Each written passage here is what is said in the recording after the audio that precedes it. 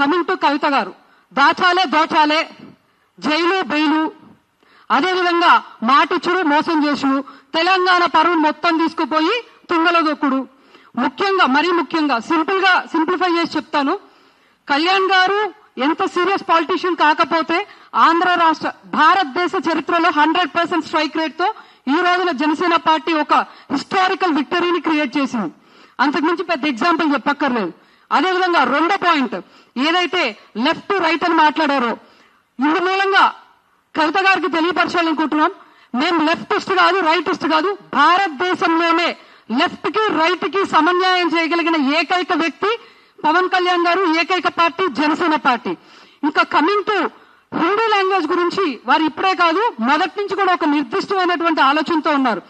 భారతదేశపు సాంస్కృతిక సాంప్రదాయ సమతుల్యతతో కూడినటువంటి లక్ష్యాన్ని సాధించాలి అంటే ఏ ఒక్క భాషను కూడా ఎవరి మీద రుద్దకూడదు.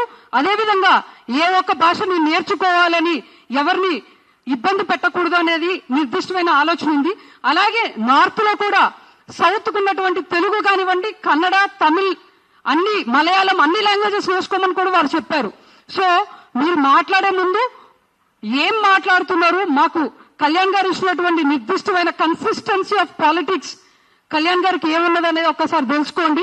ఎందుకంటే జైలుకి పోయి మీకు బెయిల్ మీద బయటకు వచ్చి తిరుగుతూ మీ మతిపోయినట్టుంది. అందుకని సరిగ్గా మీరు స్పందిస్తలేరు, ఏది పడితే చెప్తున్నారు. ఇక చివరిగా ఇది చెప్పి ముగిస్తాను. అనిత గారంట ఒక మహిళ అన్న, ఒక దళితులన్న, దళితుల్ని గుండెల్లో పెట్టుకుని పక్కన పెట్టుకున్నటువంటి నాయకుడు శ్రీ పవన్ కళ్యాణ్ గారు. మన తెలంగాణ రాష్ట్రం వచ్చాక ఏదైతే ఒక దళితుని ముఖ్యమంత్రిని చేస్తా అని చెప్పి వంచిన కుటుంబం, వంచిన పార్టీ, వంచినటువంటి నాయకులు కేవలం టిఆర్ఎస్ పార్టీ ఇప్పుడు భారతదేశం అంతా వ్యాపించి ఏదో చేద్దామనుకుని బొక్కబోర్లబడి కేవలం బీఆర్ఎస్ పార్టీ ఓడిపోయింది మీ వల్లనే.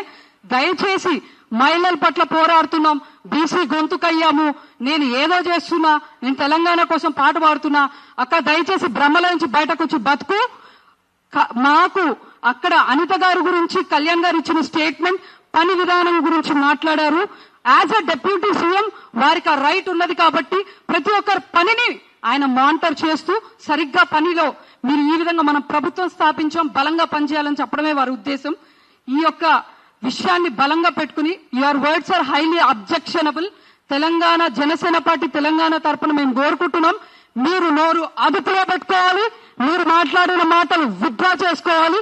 జనసేన పార్టీ అధ్యక్షుడు శ్రీ పవన్ కళ్యాణ్ గారికి బేషరతుగా మీరు క్షమాపణ చెప్పాలి.